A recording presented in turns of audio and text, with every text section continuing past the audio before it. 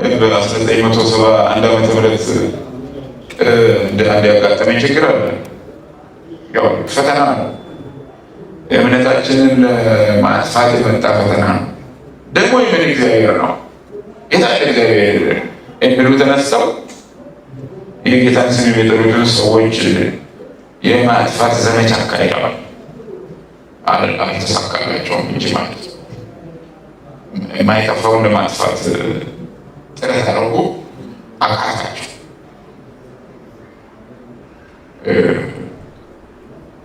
እና ምንድን ነው በዛ ዘመን የተለያዩ ነገሮች ሆነዋል። የተለያዩ ነገሮችን በአካል ላይ ለማድረስ ጥረት አድርጓል። እንደው የተመኙትን ነገር እኛን በቃ ከምድር የማሰናበት ፍላጎታቸውን ሳያሳኩ ቀርተዋል እንጂ ከዚያ በመለስ ያለውን ነገር አድርገው እና የሚሆነው ሆኖ አለፈ። ግን ምንድን ነው አሁን ከዚህ ውስጥ ላችሁ ፈልገው የመፈታት ጊዜ መጥቶ ከስር ከወጣን በኋላ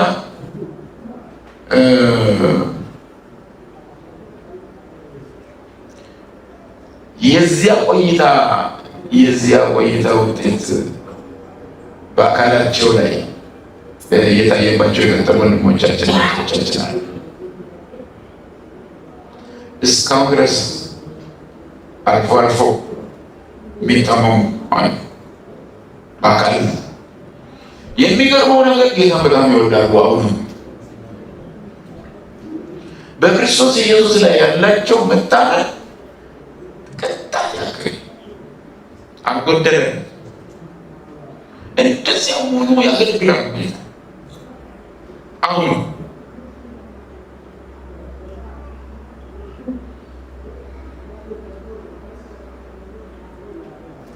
ይገርማል።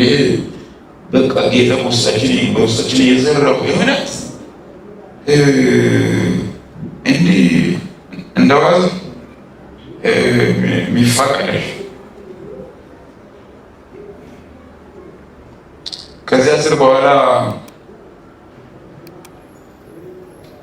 ከተፈታን እና ጥቂት ጊዜ በውጭ ከተመላለስ በኋላ ድጋሚ ደግሞ አሰሩ።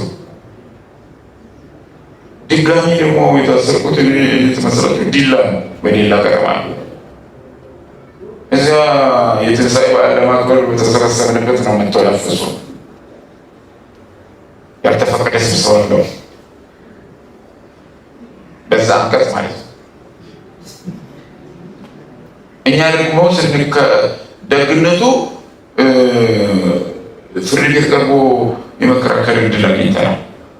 ከዛ በፊት አልነበረም እና ስንከራከር የተፈቀደ ሃይማኖታዊ በዓል እንዳናከብር አስተጓጉለውናል ብለን ነው እኛ የተከላከልነው።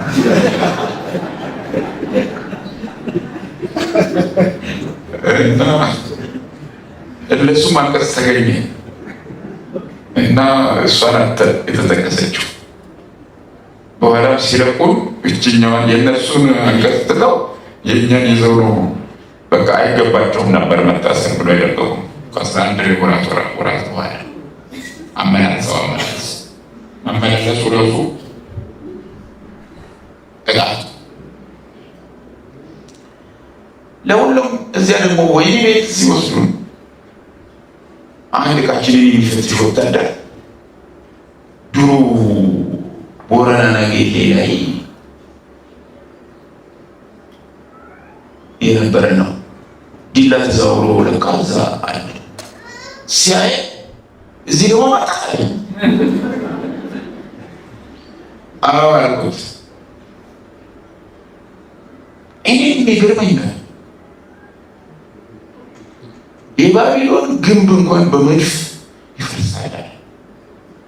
የእናንተ እምነት በምን እንደሚፈርስ ግራ ይገባኛል። አይፈርስም። ታንክም የለው ምንም የለው። ምን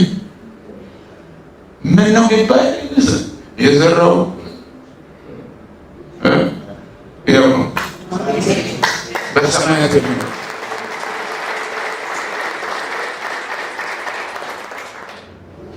እና በብዙ አስቸጋሪ ሁኔታዎች ውስጥ ማለት ይኖራል። እምነት ይጠበቃል። ትልቅ አታችን የተሰጠ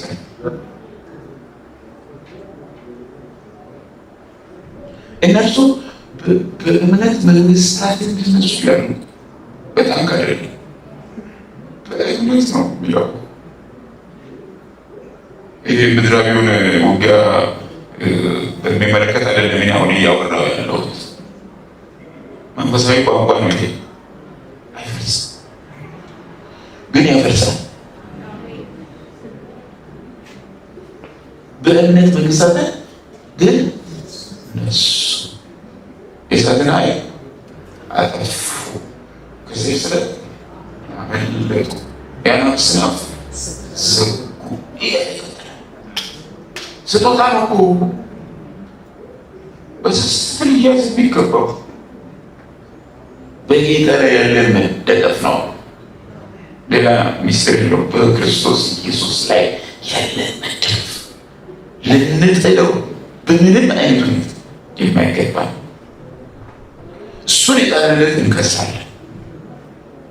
ወደ ተስፋችንን ወደ መውረስ የምንደርሰው እምነታችንን ጠብቀን የፈለገ ነገር ይፈለግ እምነታቸው ላይ እምነታችሁን በዓይነ ቁራኛ መጠበቅ ይኖርባቸዋል ማለት ነው። በክርስቶስ ኢየሱስ ላይ ያላችሁ መታመን ምንም ነገር እንዳይነካባችሁ። ሁለተኛው ትዕግስት ወይም ጽናት ነው።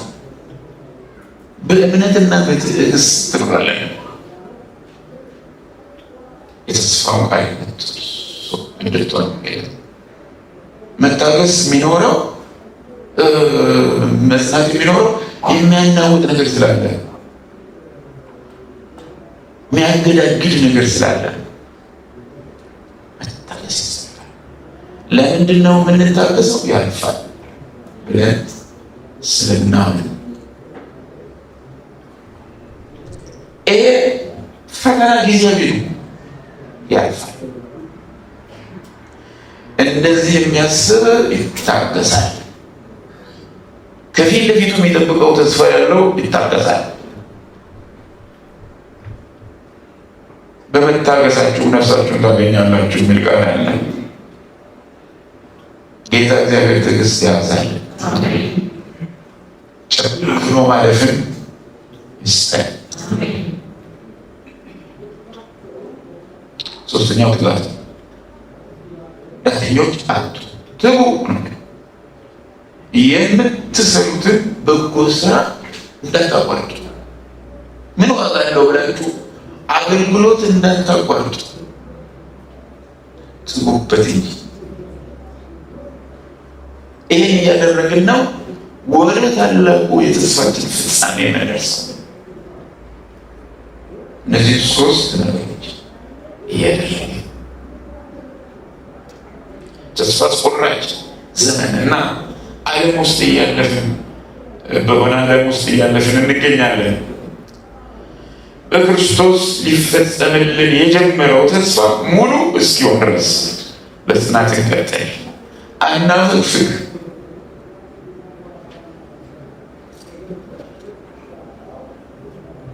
ገና በጣም ጥቂት ጊዜ ነው። ሊመጣ ያለውም ይመጣል አለ ዕብራውያን 10 ቁጥር 37። ሊመጣ ያለውም ይመጣል አይዘገይም ማለት። ጻድቅ ግን በእምነት ይኖራል። ወደ ኋላም ቢያፈገፍግ ነፍሴ በእርሱ ደስ አይላትም። እኛ ግን ነፍሳቸው ሊያድኑ ከሚያምኑት ነን እንጂ ወደ ጥፋት ከሚያፈገፍጉ አይደለንም ይላልና አፈግፋጊ አንሁን። ወደፊት የምንሳር ባይመችም እንኳን ወደፊት እንሳራለን። መሳባችን ይቀጥላል ወደ ተስፋችን ፍጻሜ፣ ወደ ተዘጋጀልን ክብር መሳባችን መቀጠል። አታፈግፍጉ ነው መልእክቱ። ከሚያፈገፍጉት አትሆኑ፣ ከሚቀጥሉት ሆኑ።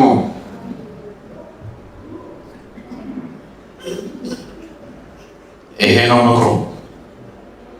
እና ለዚህ ሁሉ ደግሞ ሊረዳን የሚችል የእግዚአብሔር አምላካችን ጸጋ አለ እና ያንን ጸጋ ለመቀበል ሁሉ ጊዜ በጸጋው ዙፋን ፊት የምንቀርብ ደግሞ መሆን አለብን።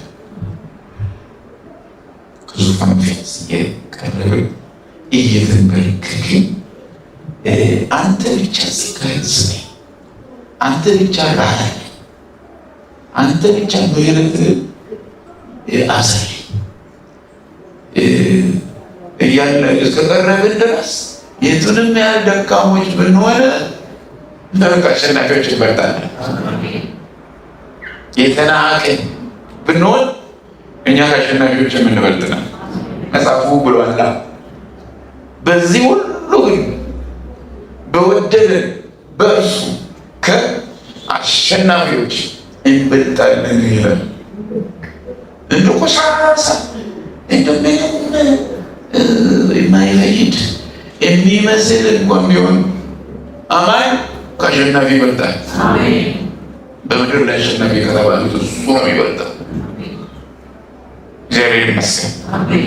ቅድም ባልኳችሁ በዛም በችግር ጊዜ ቆይታ እየመጡ በቃላት የሚፈትኑ ሰዎች ነበሩ እና አንዱ የተናገረውን ነገር አስታውሳለሁ። እናንተ ግን አለ አንድ ላይ አይናችሁ ያስፈራል ብሎ ሲናገር ሰምቻለሁ። እንጃ ምን እንደሆነ አላውቅም። አይናችሁ ውስጥ ያለው አለ። ምናልባት ያለቀሳችሁ ስለምትጸልዩ የአይን ጥራት ኖሯችሁ እንደሆነ አላውቅም። ነገሩ ከዚያም ያለፈ ሲታይ አይናችሁ ያስፈራል።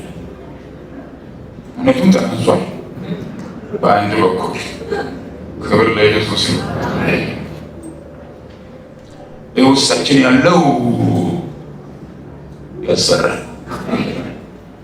ስሙ ኢየሱስ ይባላል።